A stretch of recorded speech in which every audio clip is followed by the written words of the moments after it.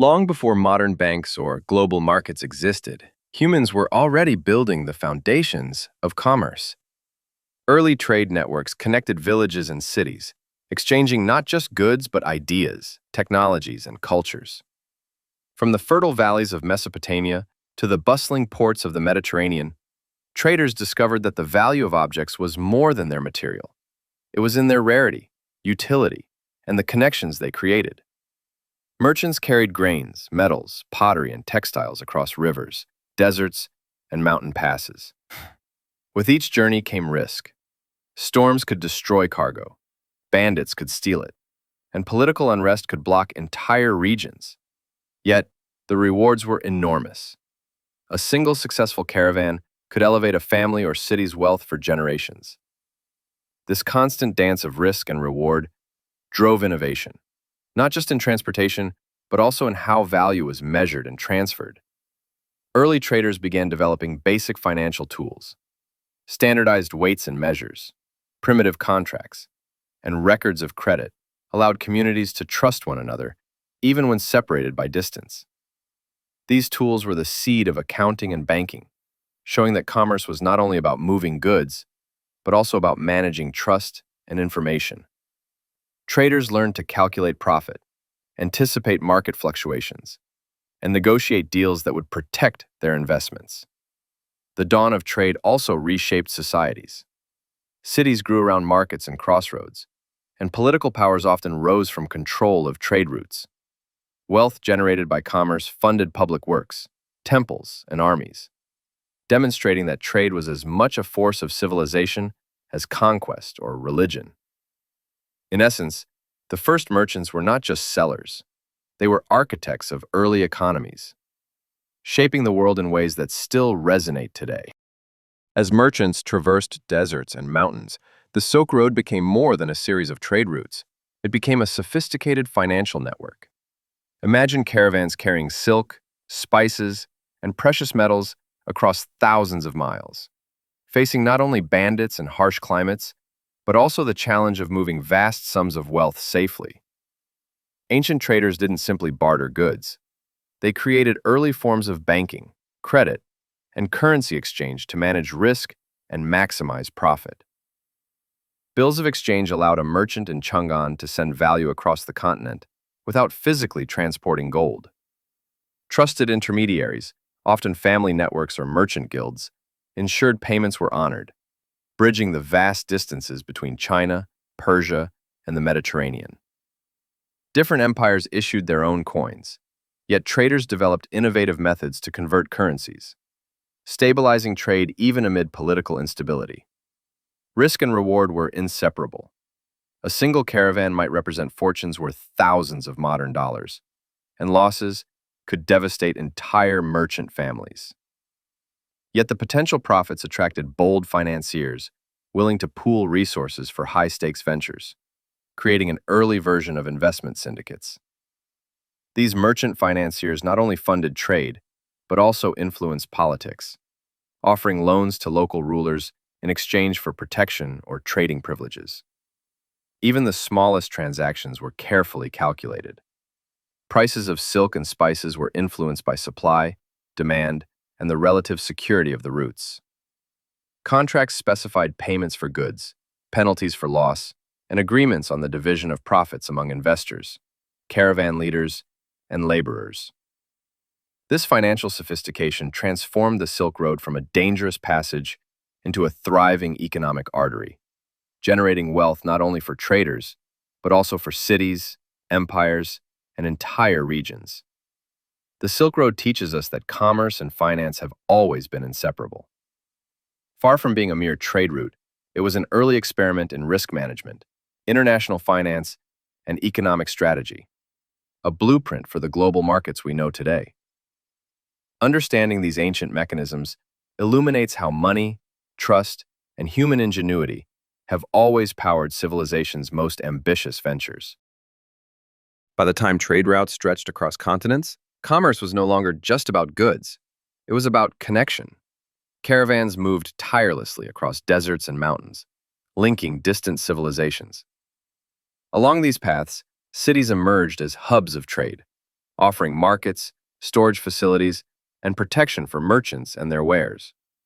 Each stop became a meeting point for ideas, languages, and cultures, creating a vibrant network of exchange that extended far beyond material goods. Merchants carried silk from China, spices from India, precious metals from the Mediterranean, and exotic textiles from Central Asia. Yet, trade was never simple. Travel could take months, sometimes years, and every journey required careful planning.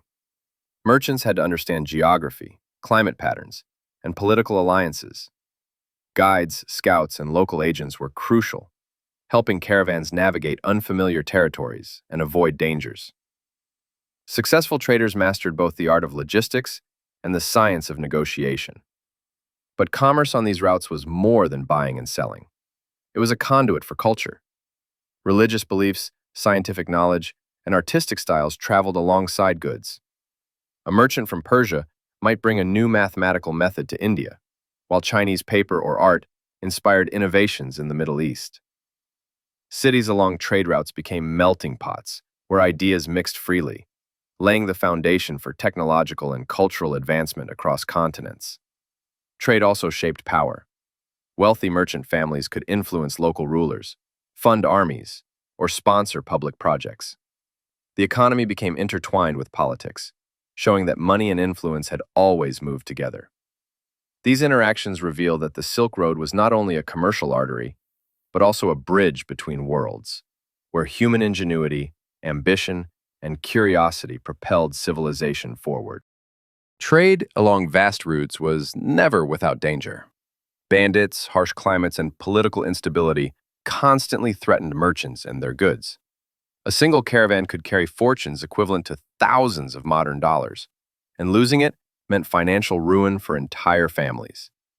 Yet, the potential rewards were enormous, attracting daring individuals willing to take calculated risks in pursuit of wealth. To manage this danger, traders developed early financial innovations. Bills of exchange allowed merchants to transfer value across regions without carrying precious metals, while trusted intermediaries ensured payments were honored. Families and guilds acted as networks of reliability, building trust across thousands of miles. These methods represent some of the earliest forms of banking and credit in human history, showing that commerce required both courage and ingenuity. Investment syndicates also began to emerge. Wealthy financiers pooled resources to fund high-stakes ventures, sharing both risk and reward. These early partnerships not only financed trade, but also granted political leverage. Loans to rulers secured protection, trade privileges, or exclusive rights to markets, demonstrating that finance and power were already deeply intertwined. Even everyday transactions were carefully calculated. Merchants monitored supply, demand, and the relative security of routes to determine fair pricing.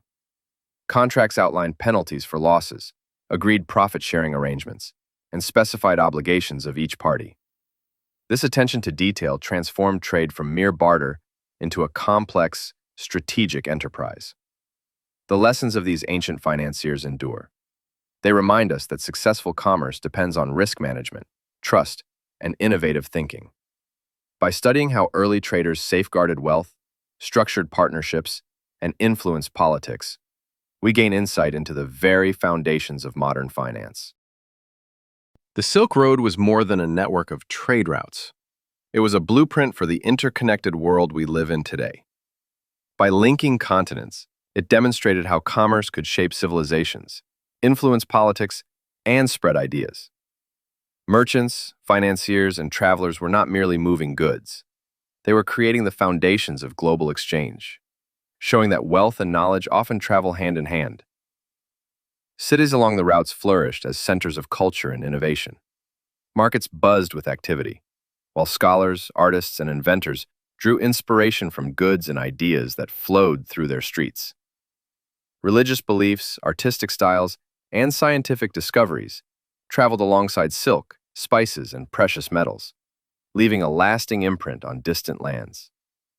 The Silk Road became a living classroom in which human ingenuity and cultural exchange went hand in hand. Trade also demonstrated the importance of organization and foresight. Early merchants developed contracts, credit systems, and financial networks to protect their wealth. These practices evolved into the foundations of modern banking and international finance. Investment syndicates, currency exchange, and risk management strategies all trace their roots back to these ancient corridors of commerce. Perhaps the most enduring lesson of the Silk Road is the power of connection. Empires rose and fell, yet the routes endured, fueled by the ambition, courage, and creativity of those who traveled them. By studying this history, we understand that finance, commerce, and culture are inseparable forces, driving human progress, shaping societies, and building empires. The Silk Road teaches us that every innovation in trade, every risk taken by a merchant, and every idea exchanged helped weave the intricate web of civilization. It reminds us that commerce is more than wealth. It is the lifeblood of human development, the engine behind empires, and the bridge between worlds.